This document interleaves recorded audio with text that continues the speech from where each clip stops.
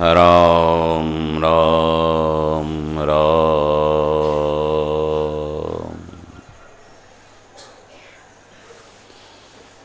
अखिल गुणनिधान सच्चिदानंद घन करुणा वरुणालय भक्तवत्सल भगवान श्री पांडुरंगाच्या चरणावर मनपूर्वक साष्टांग अभिवादन करू।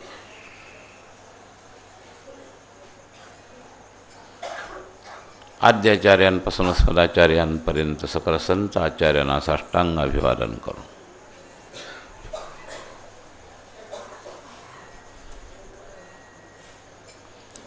उपस्थित सर्व भाविकांबद्दल सद्भाव प्रकट करू।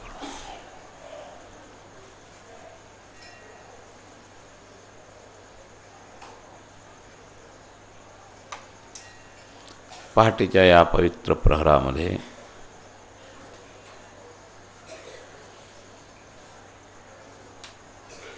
पंढरी क्षेत्रातल्या पवित्र देशामध्ये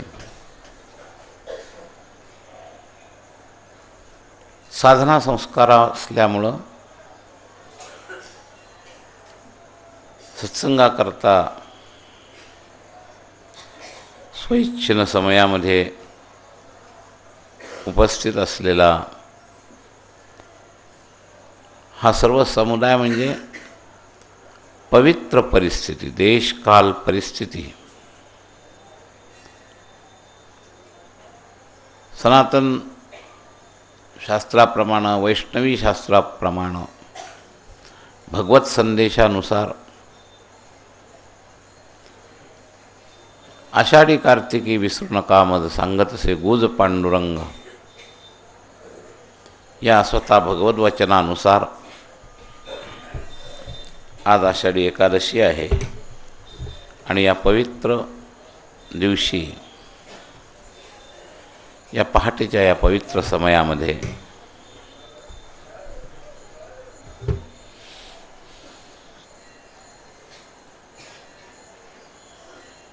या पवित्र भूमीमध्ये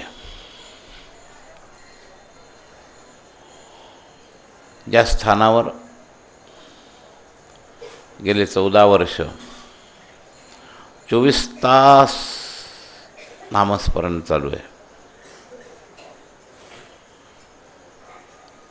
इथलचा रोम अन रोम, बाह्य जड पदार्थावर सुद्धा जो नामसंस्कार झालेला आहे, अशा या नामसंस्कारी भूमीमध्ये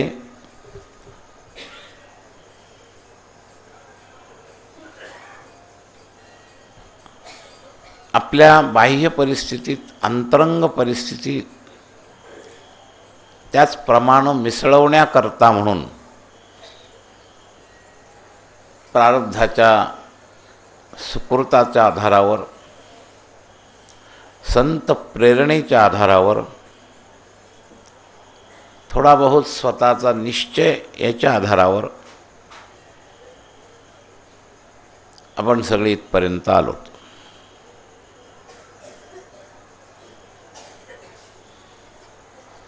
इथपर्यंत आल्यानंतर शुभ काळ, शुभ परिस्थिती, शुभ देश,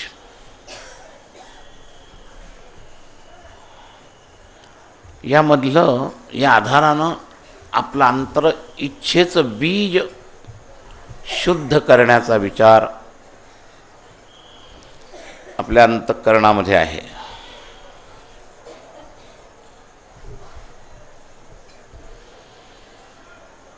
पाणी हे जसं पृथ्वी तत्वाचा लागलेला मळ धुवून काढतं,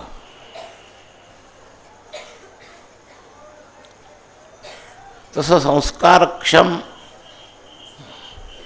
या मनाला तमोगुण प्रधानतेमुळं, रजोगुण प्रधानतेमुळं जो संस्कार मळ लागलेला आहे, हा मळ धुण्याकरता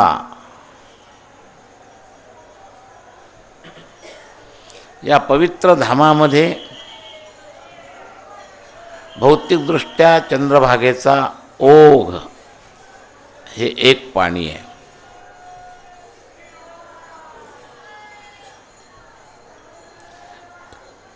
आणि त्या पवित्र अंश असलेल्या पाण्यामध्ये स्नान करून पुष्कळ मंडळी आपण आलेलो आहात.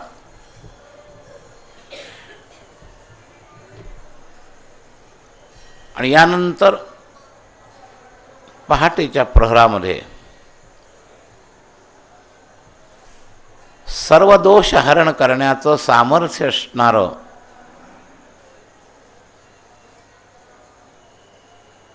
असं जे भगवंताचं नाम धाम रूप लीला परिकर या पंचतत्वाचा ज्या धामामध्ये संबंध आहे, अशा धामामध्ये आज आपण त्या सूक्ष्म जलाचा, त्या सूक्ष्म वायुमंडलाचा,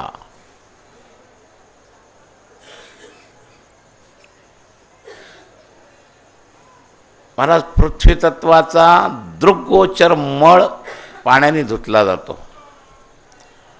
आणि पृथ्वी तत्वाचा सूक्ष्म दृग्गोचर नसलेला असा जो सूक्ष्म संस्काररूपी इन्फेक्शन आहे, हे धुण्याकरता पवित्र वायू लागतो. डॉक्टर जसं हवामान बदलायला सांगतात, कारण त्या ठिकाणचे जंतू आपल्या दृग्गोचर नसतात. एखाद्या रोगाच्या परिसर असला, साथीचा रोग पसरलेला, तर तुम्हाला काही दृग्गोचर दिसत नाही, दृष्टीला कळत नाही वेगळा फरक, पण अनुभवाला येतो. आणि तो जो मळ आहे, तो मळ धुण्याकरता आपल्याला डॉक्टर लोक हवा पालट करायला सांगतात.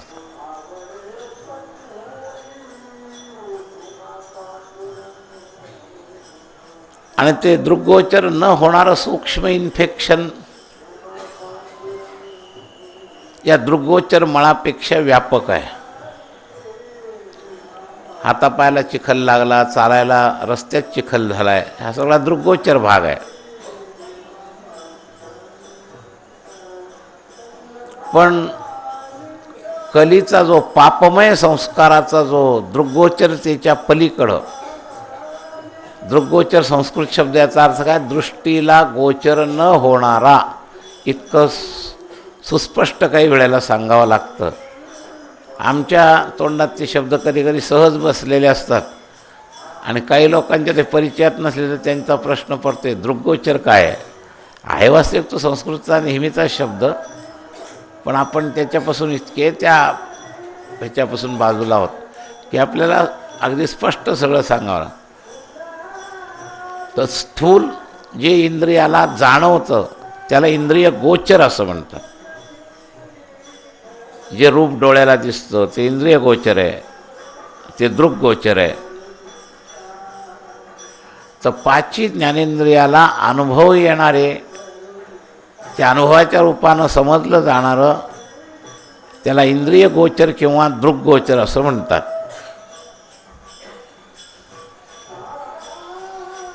तर आपण या कक्षेच्या पलीकडच्या सूक्ष्म इन्फेक्शननं बाधित आहोत. दृष्टीला दिसत नाही. तापाचे साथी येतात, मलेरियाच्या साथी येतात, अनेक रोगांचे जंतू इतके सूक्ष्म असतात की आपल्या बाह्य इंद्रियाला ते कळतच नाही. त्यांना जाण्याची केंद्रही फार सूक्ष्म असतात.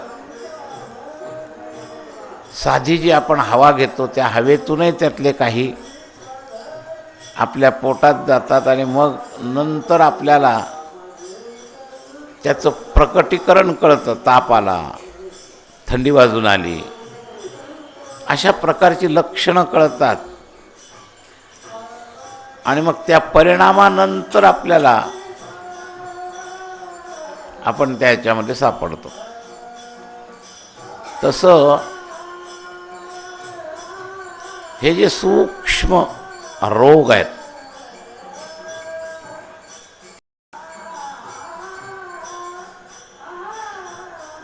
तर हे रोग आपल्यामध्ये घुसलेले आहेत. या कलीमध्ये हा भवरोग नावाचा जो रोग आहे, याचे जे जंतू आहेत हे फार सूक्ष्म आहेत.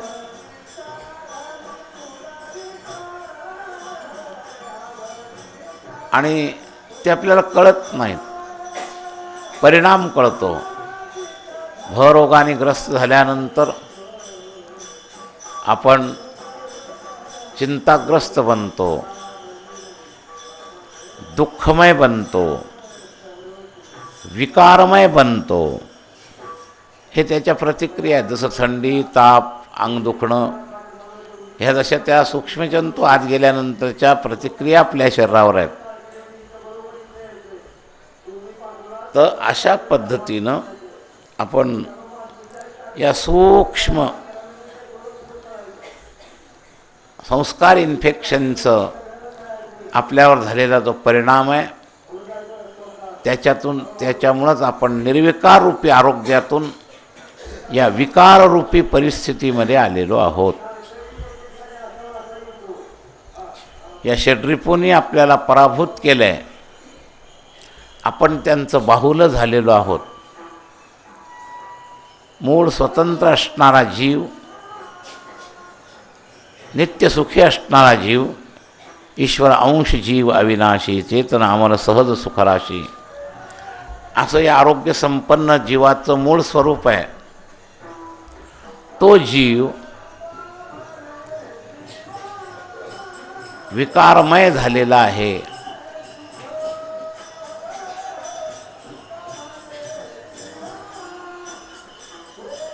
काही लोकांना काही काळपर्यंत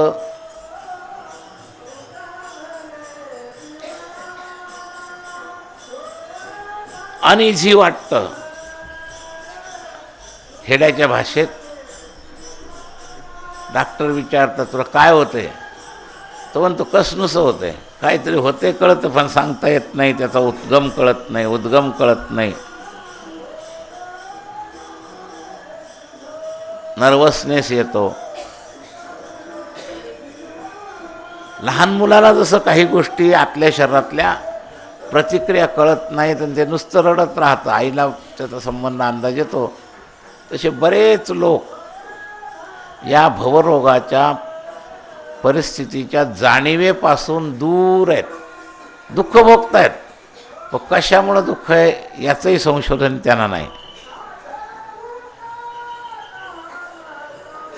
तर या पद्धतीनं करोडो जीव या विश्वामध्ये या षड्रिपूच्या शक्तीनं पराभूत अवस्थेत चिंता, दुःख, विकार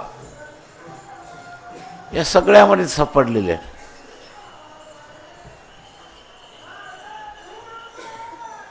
फार थोडे लोक, हा एक योगच लागतो. बिघडलेल्या तब्येतीला फार दुष्परिणाम होण्याच्या आत योग्य नियोजन करणारा डॉक्टर मिळणं, वैद्य मिळणं हे सुद्धा भाग्याचं आहे. नाही तर जसं निसर्गतः काही ज्ञान जेवढं अज्ञानी जनावरांना आहे, तेवढंसुद्धा बऱ्याच माणसांना आपल्या स्वतःच्या भवरोगाच्या बाबतीतल्या ज्ञानाच्या बाबतीत फार मोठी कमी आहे. गतानुगतिके लोके, ते त्या भवरोगाच्या दुःखामध्ये तडफडत आहेत. काहींना दुःखाचं स्वरूप कळत नाही, काही त्या दुःखाला सुख समजतात. असा फार मोठा वर्ग आहे. कलियुगामध्ये भौतिक रोगसुद्धा पूर्वीपेक्षा फार वाढले. पंचमहाभूताचं शरीर रचनेनं शरीर पोषणाकरता लागणाऱ्या अन्न, हवा, पाणी या सगळ्यात संकर झाला आणि आरोग्य संपन्नता भौतिकदृष्ट्यासुद्धा आपली खूप गमावली. अध्यात्मदृष्ट्या तर गमावलेली आहेच, पण भौतिकदृष्ट्याही आपली ही सगळी परिस्थिती फार कठीण झाली आहे. तर अशा परिस्थितीमध्ये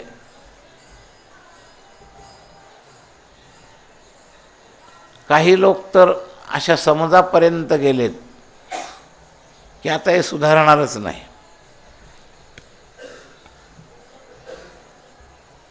हा निर्णय फक्त समष्टीपुरता थोडा ठीक आहे की काही काळापर्यंत हे बदलणारच नाही, असं समष्टीदृष्ट्या ठीक आहे. पण त्यातले त्यात मानवजन्मात आलेल्या स्वाधीन जीवाला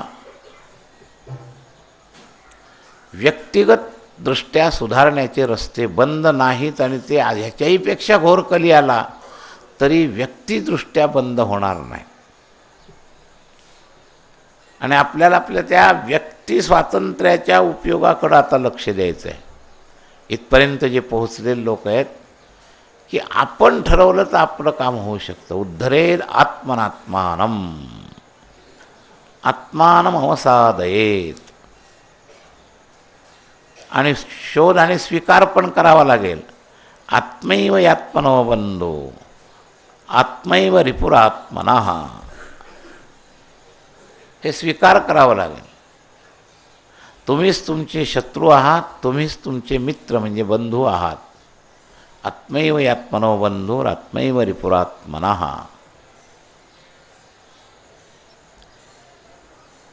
तेव्हा या मुद्द्यापर्यंत तुमच्यासारख्या वारकरी मंडळींनी यायला पाहिजे. तर वारकऱ्याला भाग्यानं संधी मिळाली. बहुत सुकृताची जोडी म्हणून विठ्ठली आवडी. भाग्याचा उदय ते हे जोडी संत पाय. तर संत वाङ्मय स्पर्श तुम्हाला झाला, संतांचं दर्शन झालं. संतांनी ज्या परब्रह्म परमात्म्याच्या स्पर्शानं स्वतःला भवरोगातून मुक्त केलं.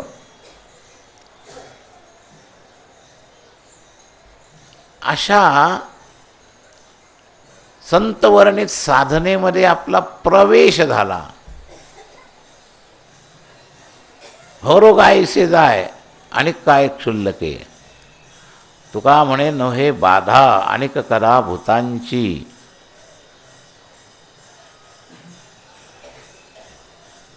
तर असा काढा उपलब्ध असणारी ही जागा म्हणजे पंढरपूर आहे. ब्रह्मरस घेई काढा तेने पिडा वारेल. पथ्य नाम विठोबाचे आणिक वाचे नसेवी. भवरोगाईसे जाय आणिक काय क्षुल्लके. तुका म्हणे नोहे बाधा आणिक कदा भूतांची. हे असं स्थान आहे. पुंडलिकाचे भेटी परब्रह्म आले का. चरणी वाहे भीमा उद्धरी जगा. ब्रह्म या ठिकाणी रसरूप झालं. शरीरामध्ये ग्रहण करण्याकरता या रसरूप ब्रह्मापासून सगुण साकार प्रयोग सुरू होतो. शरीराचं पोषण होण्याकरता कमीत कमी रसरूपापासून हा अपान वायू जो आपल्याला भगवंताने दिला आहे, प्राणापान समायुक्त पंचप्राण, हे विषय सेवनामध्ये शरीर एनर्जी फिरवण्याकरता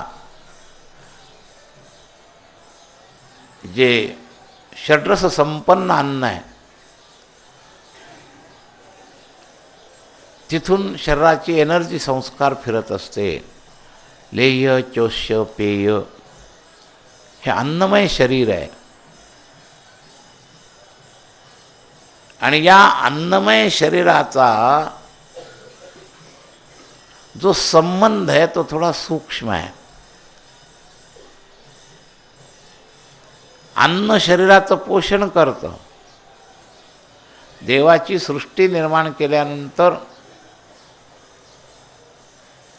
पहिली पंचायत याची रचना चालू ठेवणं, सर्कल, याच्याकरता ही पृथ्वी जी ती अन्नमय कोशमय आहे. पण हा अन्नमय कोश जरी असला तरी या पंचज्ञानेंद्रियद्वारा त्याचा पूर्ण सर्किट पूर्ण होईना. उपनिषदामध्ये याचं चिंतन आलेलं आहे. अन्न पाहून पोट भरत नाही. डोळा ही इंद्रिय आहे. अन्नाचा महिमा ऐकून पोट भरत नाही.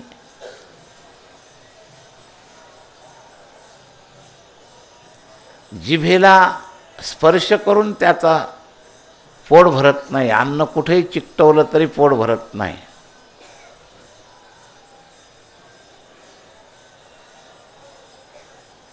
अन्नाचा वास घेऊनही अन्न आपला संबंध पुरा होत नाही. तर या पंचज्ञानेंद्रिया व्यतिरिक्त भगवंतानी ही प्राणशक्ती दिली, ज्या प्राणामुळं अन्नाचा या सर्कलशी संबंध होतो. हे गिळणं प्रकार जो आहे ना, हा प्राणमय कोशाचा भाग आहे. आणि ते अन्न जर गिळून पोटात गेलं तर त्या मशीनमध्ये जी रचना आहे, जठरादी, लहान आतडं, मोठं आतडं, या रचनेत त्या अन्नाचा एनर्जीत परिणित करण्याकरता प्रयोग केला जाऊ शकतो. अन्न बाहेर आहे, आत रचना आहे, डोळ्याने दिसतंय, पोट भरणार नाही. अन्नाला स्पर्श केला आहे पण या रचनेशी खरा स्पर्श झाला नाही तोपर्यंत पोट भरणार नाही, एनर्जी सर्कल चालू होणार नाही. अन्नाचा वास सुटलेला आहे, पोट भरणार नाही, एनर्जी सर्कल चालू होणार नाही. अन्न तोंडात नुसतं ठेवून सुद्धा काम भागणार नाही. अन्नाला जठरापर्यंत नेणारं जे सगळ्यात महत्त्वाचं काम आहे ते गिळण्याने होतं. त्या गिळण्यामध्ये आपल्या हवेचे शक्ती, प्राण, अपान, व्यान, उदान आणि समान, या एकाच हवेचे 5 विभाग जे केले जातात त्याला प्राणमय कोश असं म्हणतात. अन्नमय कोश आणि प्राणमय कोश. तर प्राणमय कोश हा सूक्ष्म आहे अन्नमय कोशापेक्षा.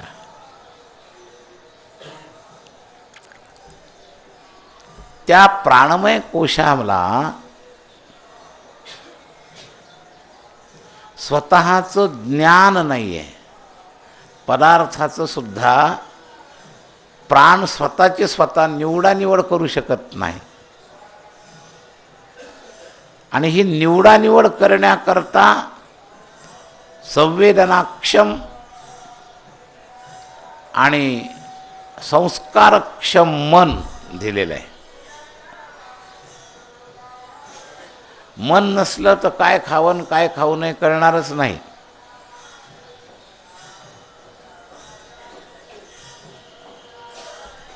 आणि या मनामध्ये ज्ञानशक्तीचे संस्कार आहेत.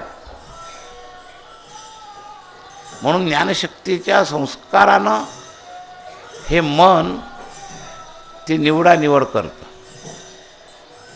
अन्नमय, प्राणमय, मनोमय आणि मनावर संस्कार असणारा कोश आहे विज्ञानमय.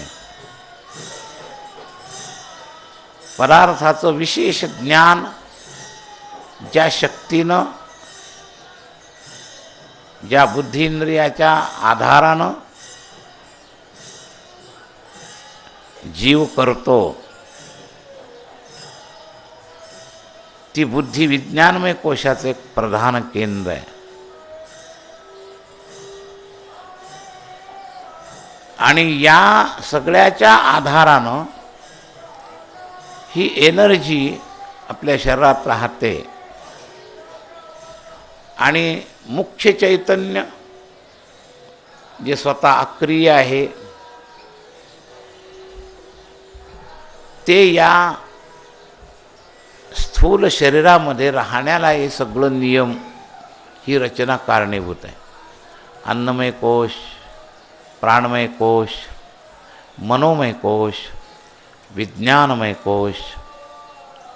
आणि हे एनर्जी सुव्यवस्थित चालू असताना जो आत्मा त्या शरीरामध्ये स्थायी रूपानं राहतो, त्याला प्रतिबंध होत नाही, त्यावेळेला या सर्किटचा जो एक सुपरिणाम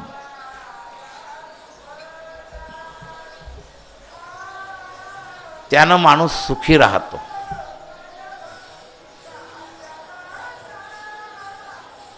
आणि याच्या पलीकडं मग आत्मानुभवाचा संबंध पुढे येतो. तेव्हा याच्यातला जशी एक प्रोसिजर सांगितली मी, तसं याच्यातला जो प्रतिबंध आहे तो प्राणमय कोशांतर्गत प्रवेश करतो, तो अन्नमय कोशात तो दुष्परिणाम प्रवेश करतो, त्याच्यातून भौतिक रोग तयार होतात. आणि जो संस्कारमय परिणाम मनावर आणि बुद्धीवर होतो त्याच्यातून मनोविकार तयार होतात.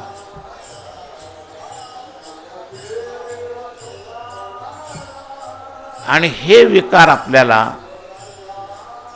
स्थायी असणाऱ्या, सहज सुखरूप असणाऱ्या या जीवाला दुःख संवेदना, विकार संवेदना हे विकार देत राहतात.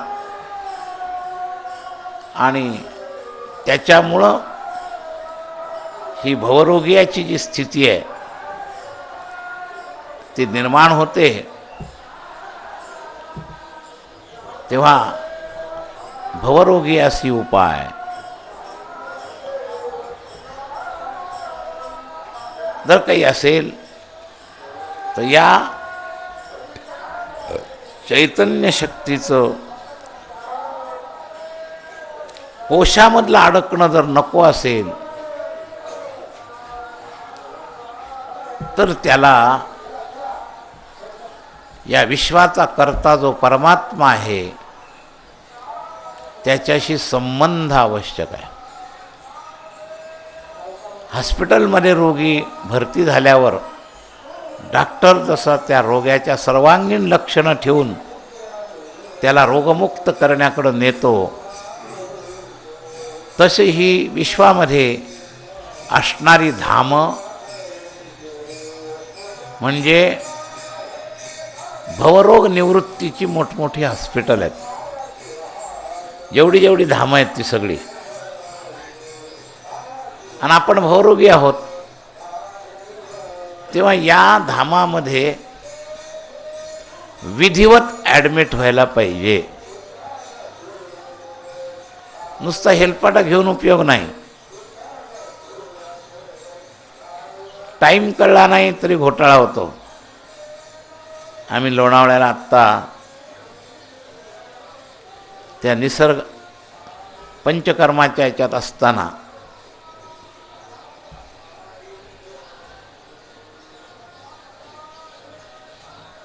एक गाडी आली पार नांदेड जिल्ह्यातून. तिथं डॉक्टरला दाखवायला. पण चुकलिया वर्म फेरा पडे, प्रोसिजर ना आली नाही. डॉक्टरांचे पेशंट तपासण्याचे दिवस कोणते याचा तपास घेतला नाही, काही नाही. आपल्या टी व्हीवर पाहिलं तांबे डॉक्टर निसर्ग पंचकर्म करतात, अत्यंत आत्मसंतुलन आहे असं मोगम पाहिलं ना आले, निघाले तिथून. पण हॉस्पिटलमध्ये डॉक्टर उपस्थित आहेत की नाही, त्यांचा प्रोग्राम काय आहे, ते कधी रोग तपासतात, हे जर त्यांनी माहिती घेऊन आले असते तर हेलपाटा झाला नसता. स्पेशल भाड्याची गाडी करून आलेले गरीब माणसं, पण रिकामच परत जावं लागलं. कारण काही ज्या प्रोसिजरनं जायला पाहिजे त्या प्रोसिजरनं गेलेच नव्हते. आम्ही जेव्हा फिरायला आलो तर त्या गेटवर ती गाडी उभी होती आणि त्याने आम्हाला विचारलं, तर मग त्यांनी सांगितलं मी असं असं. आम्ही इतक्या लांबून आले. तुम्ही किती लांबून आलात, पण विचारानं आणि विवेकानं आला नाहीत, त्यामुळं अशी परिस्थिती होते. तसं काही लोकांचे पंढरीचे धक्के म्हणजे बिना प्रोसिजरचे धक्के, त्यामुळे हेलपाटाही होतो, कष्टही वाया जातात, भाडंही वाया जातं, वेळही वाया जातो. प्रोसिजरनं गेलं पाहिजे. जसं एखाद्या ऑफिसमध्ये जाताना अपॉइंटमेंट घ्यावी लागते आणि ती अपॉइंटमेंट मिळते संतांजवळ, म्हणून हरिप्राप्तीसी उपाय धरावे संताचे ते पाय, तेने साधती साधने. क्रमानं गेलात की तुम्हाला सफलता आहे. तुटती भवाची बंधने. ही यावेळची वारी म्हणजे डॉक्टरच्या अंडर ऑब्झर्वेशनमध्ये हे स्पेशल शिबिर आहे. वेगवेगळ्या परिसरातल्या संतरूपी डॉक्टरांकडून आपापले पेशंट घेऊन येतात आणि त्या संतांना पांडुरंगाची कधी अपॉइंटमेंट घ्यायची आहे पहिलंच माहिती आहे. त्यांची देवाची गाठ झालेली आहे. देवाने त्यांना सांगून ठेवले, आषाढी कार्तिकी विसरू नका मल, सांगत असे गुज पांडुरंग. हा स्पेशल वेळ तुमच्याकरता दिलेला आहे. पण तरीसुद्धा अंडर ऑब्झर्वेशनच पाहिजे, क्रम पाहिजे. क्रम नसेल तर उपयोग नाही. काही वेळेला क्रम लावला तरी पद्धत चुकली तर उपयोग होत नाही. रिझर्वेशनला लाईनला उभा राहतो आणि नुसती लाईन पाहिली की लागला लाईनला. तिथं गेला, फॉर्म भरलेला दिला, अरे म्हणे हे या खिडकीवर नाही त्या खिडकीवर, तिथं दुसरी लाईन, जा बस ओरडत. साधं आपण लागलेले लाईन कोणत्या लाईन खिडकीत कोणत्या विभागाकरता ही लाईन आहे एवढं सुद्धा न पाहता जर एखादा अडाणी माणूस लाईनला लागला तर चुकलिया वर्म फेरा पडे, असं आहे. त्याबरोबर खिडकी पकडली पाहिजे बरं का. काही काही खिडक्या बरोबर नसतात. एक खिडकी फक्त प्लॅटफॉर्म तिकीट करताच असते, कुठं जाय करता नाही आणि कुठं याय करता नाही. तर काही औपचारिक व्यवहारी लोकांच्या बरोबरची वारी म्हणजे प्लॅटफॉर्म तिकीटची खिडकी आहे समजा, बाकी काही नाही. प्लॅटफॉर्मवाल्याला तेवढं स्टेशन पाहायला मिळतं, बाकी काही कुठं जाता येत नाही, येता येत नाही. स्टेशन पाहण्याची परवानगी. तसं या पंढरी क्षेत्राचं हे बाह्य आकार पाहण्याची यादी जे येतात ना, ते प्लॅटफॉर्मच्या तिकीटावरची माणसं समजत जावी. लक्षात घ्या, ही लाईन म्हणजे प्लॅटफॉर्मचं तिकीट काढलेले, हे इथं फक्त प्लॅटफॉर्मचंच तिकीट काही लोकांजवळ मिळतं. त्यांना अधिकारच नाही. काही ठराविक खिडक्यांना ठराविक प्रकारचे लाईन जाण्याचे कोठे आहेत, त्याचे त्याप्रमाणे त्याचं नेमणूक तिथं आहे. तर नेमक्या माणसाबरोबर जाणं हा सुद्धा एक भाग्याचा विषय. लक्षात घ्या, आधार तर पाहिजेच, पण आधार घेताना तो नेमका आधार पाहिजे, असं आहे. खिडकीवर जाताना सुद्धा आपल्या स्वतःची सावधानी पाहिजे. आपण कोणत्या खिडकीवर उभे आहोत. नुसतीच लाईन पाहिली आणि लागली त्याचा काय उपयोग नाही. आजकाल परमार्थाच्या काही ठिकाणी केवळ गर्दी पाहून लोक येतात. हे नुसती लाईन पाहून लागलेली मंडळी आहेत सगळे. गर्दी हे मीटर नाही, जरा बोर्ड वाचायची कोणती लाईन आहे. आपण बोर्ड न वाचताच येतो, गतानुगती केलो के. त्यामुळं कधी कधी फक्त एवढंच फळ मिळतं. प्लॅटफॉर्म पाहायला मिळतो, तिकीटे काढतात आणि फक्त प्लॅटफॉर्म पाहून स्टेशन पाहून परत रिटर्न. आत जाता येता अडवणार नाही एवढाच लाभ, बाकी काही नाही. तर जवळजवळ बरीच मंडळी पंढरीला येतात, पण पंढरी स्टेशनचं प्लॅटफॉर्म तिकीट फक्त काढून पंढरी पाहायला येतात. म्हणून कालच्या अभंगामध्ये पाहे पाहे जे द्विरुक्ती आहे ती नुसती लाईन पाहू नका. लाईन पाहता पाहता लाईन कोणत्या आहे त्या बोर्डकडं लक्ष द्या. डबल पाहणं आहे एकाच वेळेला. वर न पाहताच नुसतं लाईनला लागला, त्यांनी फक्त लाईनच पाहिली, पण कोणत्या स्टेशन करता किंवा कोणत्या कामाकरता ही लाईन आहे हे पाहिलंच नाही. म्हणून होय होयची द्विरुक्ती आणि पाहे पाहेरेची द्विरुक्ती आहे. तर आपण पहिल्या पाहेमध्येच बसतो, दुसऱ्या पाहेमध्ये बसतच नाही. लक्षात घ्या. नुसता प्लॅटफॉर्म लाईन दिसली लोकांची तिकीट काढायला आहे, लागले लाईनला. त्यामुळं फायदा होत नाही. दिसायला लाईनला लागला, पण निश्चयपूर्वक दुसरी गोष्ट न पाहिल्यामुळं तिथं जाऊन फक्त प्लॅटफॉर्म पाहण्याचं तिकीट घेऊन येतो. तो स्टेशन मास्तर फक्त आत जायपुरती परवानगी देतो. आता दिसायला तिकिटासारखंच तिकीट, मग पाहायला पाहिजे की नाही नीट आपल्याला कोणतं तिकीट मिळालं आहे, आपण कोणतं तिकीट काढायला गेलो आहे, काय मागितलं आहे, हा बारकावा पाहिजे. ही सगळी प्रोसिजर बरोबर पाहिजे. कोणत्या खिडकीवर चाललो आहे त्या खिडकीवर जाऊन आपल्याला कोणतं तिकीट मागायचं आहे, क्रमानं लोक काढून देत आहे. 2 रुपये हाय, 2 रुपये काढून देतो, 2 म्हणा 3 म्हणा, जे काय प्लॅटफॉर्मचं. ही किंमत पर्याप्त आहे की नाही, त्याच्या बदल्यात मिळालेलं तिकीट आपल्याला प्रवासाला चालणं आहे की नाही, हे काहीच विचार नाही. तसं मोघम वारीमध्ये घुसणारे ही बरीचशी मंडळी प्लॅटफॉर्म तिकीट पाहून स्टेशन पाहून परत येतात. ज्याला आम्ही दरवर्षी भोज्याची वारी म्हणून एक नाव देतो, त्यातला प्रकार असतो. त्या लहान मुलाला काही ध्येयच नसतं. ते भोज्याची वारी म्हणजे फक्त तिथं शिवून ये म्हणलं का पळायचं भरभर भरभर भरभर, हात लावायचं की रिटर्न बॅक, निघाला. लहान पोरं जसं भोज्या खेळतात ना, अरे आपण त्या लहानातच जमा आहोत भोज्या खेळल्यासारखे. पळायचा जेवढा वेळ असतो ना तेवढासुद्धा हात स्पर्श करून परत रिटर्न यायला त्याच्या 1.0 वेळ देत नाही. 200 फुटावरून पळत जातो, 200 फूट पळायला लागतो वेळ काय 5-7-10 मिनटं, आणि त्या भोज्याला फक्त हात लावला थांबतो किती 10 मिनटाचे सेकंद, 10 × 60 600 सेकंद, आणि हात लावायला वेळ किती 1 सेकंद.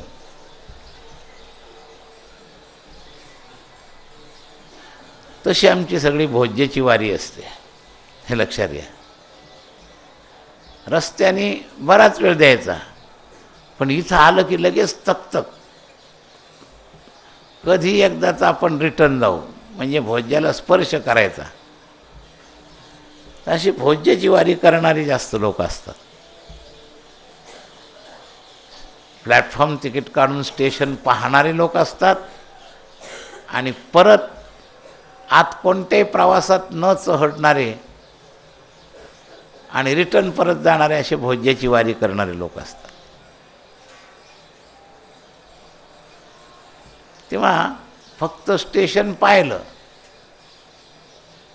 उपयोग काय केला काही नाही, स्टेशन पाहिलं बस. असे फार लोक असतात.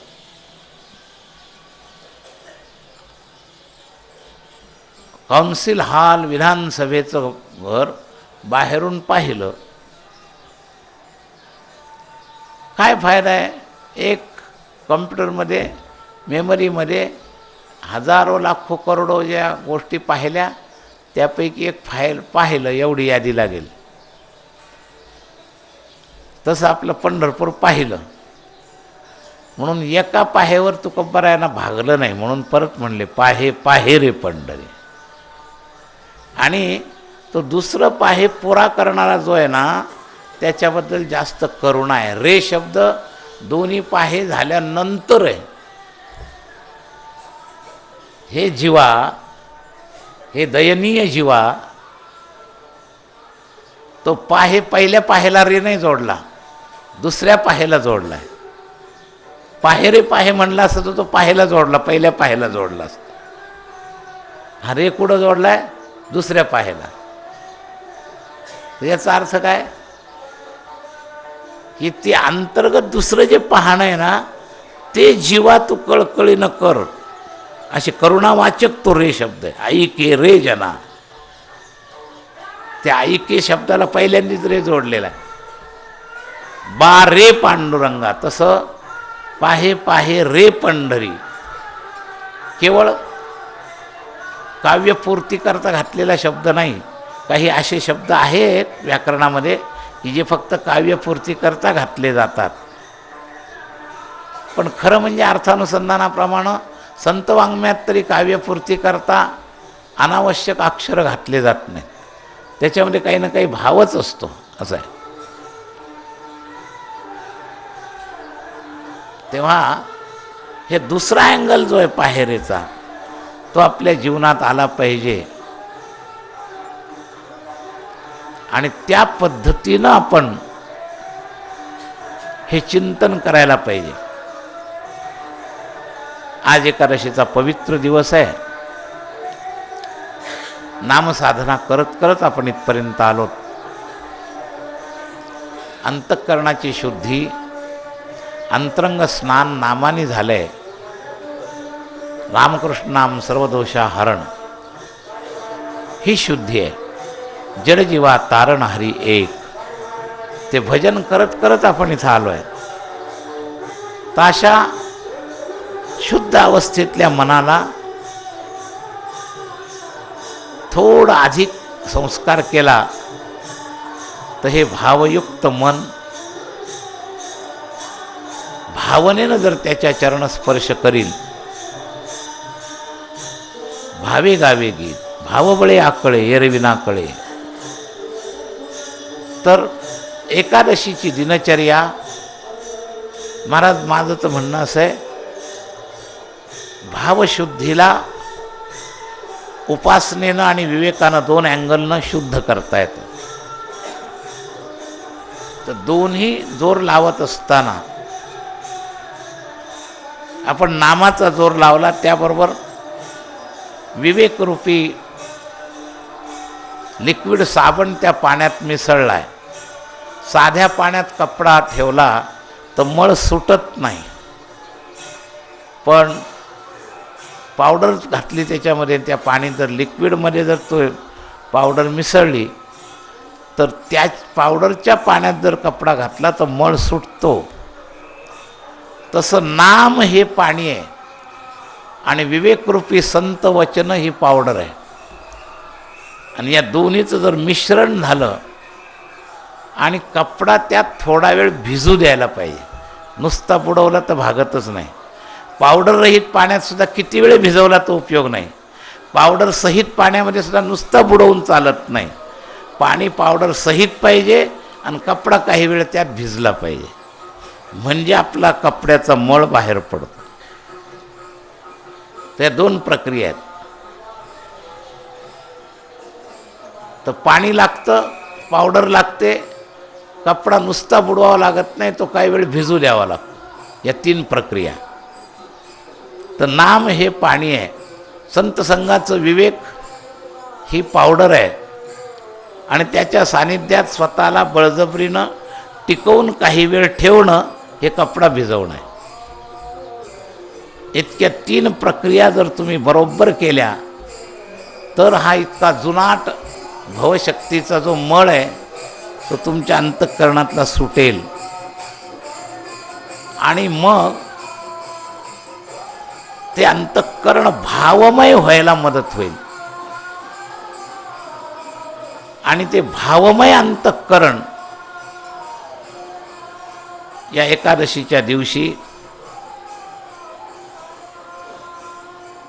भगवत चरणावर अर्पित करा.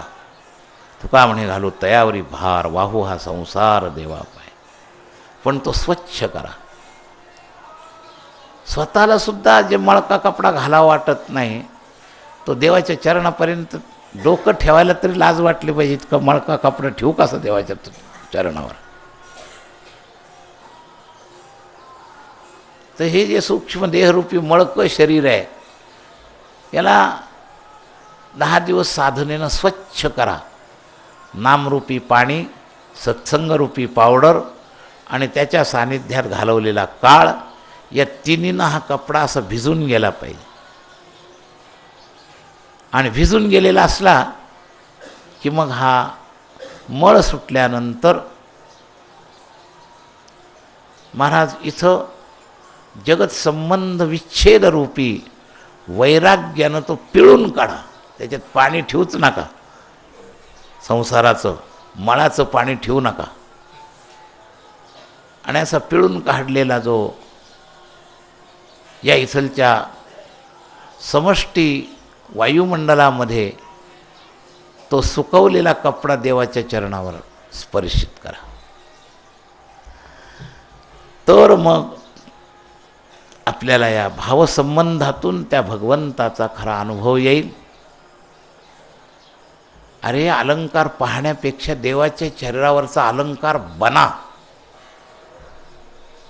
तोही एक वेगळा आनंद आहे. अलंकार पाहण्याचा आनंद आहे.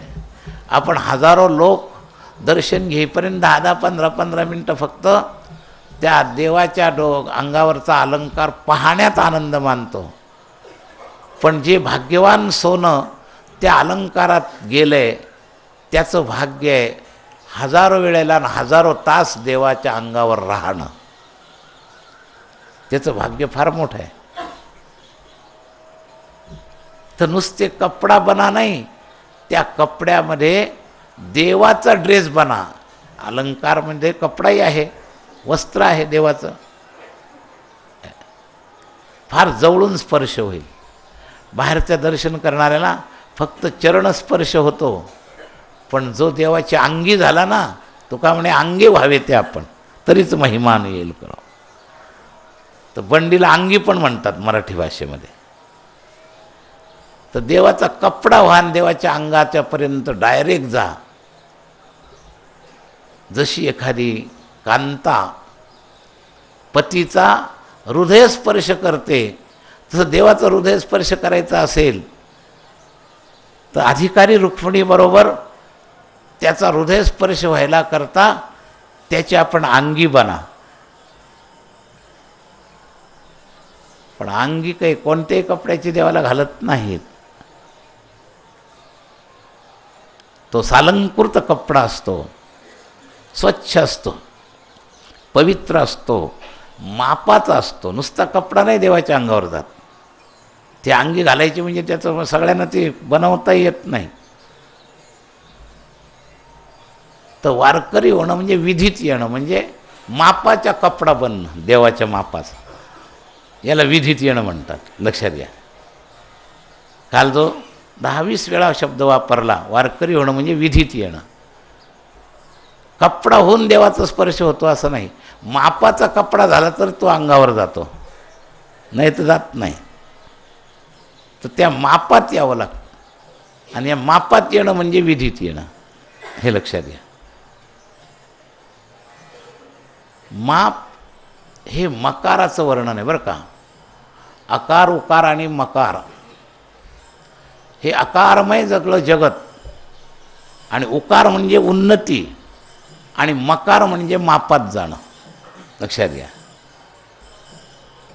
कपडा होणं, देवाच्या लायकीचा कपडा होणं, आणि देवाला बसेल या मापात त्या कपड्याने बनणं, हे तीन गोष्टी म्हणजे आकार उकार मकार.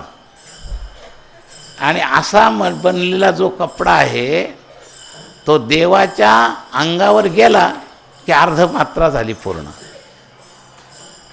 तर ओंकार हे प्रणवाचं जे सूत्र आहे, त्या प्रणवसूत्रामध्ये भगवंताशी साक्षात संबंध करून देण्याची शक्ती या तीन मात्रामय ओंकारामध्ये आहे. म्हणून ओम इति एक अक्षरम ब्रह्म. नुसतं आकारात येऊन चालणार नाही, उन्नत असणाऱ्या उकारात जायला पाहिजे. उकारात नुसतं जाऊन भागणार नाही, तर माप असणाऱ्या मकारात जायला पाहिजे. आणि तेवढ्यानं भागत नाही. हे सगळं झाल्यावर त्याच्यावर बिंदू चढला पाहिजे, शिक्का साईन, म्हणजे भगवत स्पर्श. तेव्हा असा ओंकार जेव्हा पूर्ण होतो त्यावेळेला जीव कृतकृत्य होतो, हे लक्षात घ्या. तर आजचा वेळ म्हणजे मकार आणि अर्धचंद्र मात्रेकरता असलेली संधी, म्हणजे मापातली अंगी बनून देवाला स्पर्श करण्याकरता पुजाऱ्याच्या हातात जाऊन ती देवाच्या अंगावर जाणं म्हणजे वारीची पूर्णता आहे. आपलं जीवन वाहू हा संसार देवापायी, पण त्याला शुद्ध करून वाहावं लागेल. सगळं नाही देवाजवळ जात. महाराज अतिशय उत्तम हार नेलेला असला तर पुजारी घालतात. उगाच आपलं पान एक एक पान आणि एक एक हार, ते आता ह्या गर्दीत तर काय नुसतं पायाजवळ ठेवला की फेकून दिला, पायाजवळ ठेवला की फेकून दिला. पण त्याच्या अंगावर राहायचं असेल तर विशेषत्वाची कारागिरी लागते, लक्षात घ्या. मग काही काळ तरी तो गळ्यामध्ये जातो. नाही तर गळ्याच्या मापाचाही विचार करत नाही, उगं एवढंसं 2 रुपयाचा हार घेतात, ते देवाच्या डोक्यातही जाऊ शकत नाही. पुजारी हातात घेतात की हो, हातात घेतात की हो. तेव्हा असा हार बनवू नका. देवाच्या अंगावर जाण्याच्या लायकीचा हार बनायचा असेल तर या प्रोसिजरनं जावं लागेल. आणि त्या प्रोसिजरनं गेल्यानंतर मग तुम्ही तिथं पूर्ण व्हाल. मग काय करावी साधने, फळ अवघेच तेणे, बस येणे. आणि मग त्याच्या अंगावर बसून राहिल्यावर मग लाईनीसारखं बाजूला होत नाही. तुका म्हणे डोळा विठू बैसला सावळा, असं आहे. असा आनंद आपल्याला घेता येईल. तर या पद्धतीनं आजचा हा पवित्र दिवस देवापर्यंत जाण्याकरता काय काय करावं याचं थोडंसं सूत्र साध्या उदाहरणापासून उच्चतम वेदांताच्या ओंकार चिंतनापर्यंत मी आपल्याला सांगितलं. ज्याला ज्या पद्धतीनं निरोगी पद्धतीनं जायचं त्यांनी तिकडून जा. सगुण साकारातून निर्गुण निराकाराच्या बिंदू मात्रेपर्यंत जायचे त्यांनी तिकडून जा. दोन्ही अँगलनं आजच्या दिवसाचा विधी अनुभवण्याचं सूत्र सांगितलं. 15 मिनटं जास्त झाले, पण आज एकादशीचाच दिवस आहे, त्याच्याच करता वेळ आहे, त्यामुळे बाकीचा विचार करायचं काही खास काम नाही. तेव्हा जे पवित्र चिंतन स्फुरलं ते आपल्यापर्यंत मांडलं. आपल्याला जेवढा लाभ घेता येईल तेवढा घ्या. मी घेतोय, आपण घ्या. पुंडलीक वरदा हरिविठ्ठल श्री ज्ञानदेव तुकाराम ज्ञानेश्वर महाराज की जय. नाम भगवान की जय. जय जय श्री राधेश्याम.